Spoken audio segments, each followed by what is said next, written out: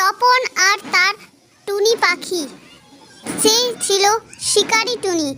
তার খুব বন্ধুত্ব হয়েছিল তপনের সাথে। তখনই এক জলপরি এসে বলল, টুনি পাখি আর মানুষের সাথে কি বন্ধুত্ব হয়? তখন জলপরিটি বলল এইসব। তখনই টুনি বলল যে কেন হয় না, বন্ধুত্ব তো হয়। তারপর পরিটি এক জাদু করে সেই টুনি পাখিটিকে মানুষ বানিয়ে দিল। তখন পরিটি একটি মেয়েতে পরিণত করে দিল। তখনই তপন সেই টুনি পাখিটিকে দেখেই তখন সে বলল যে তাকেই বিয়ে করবে।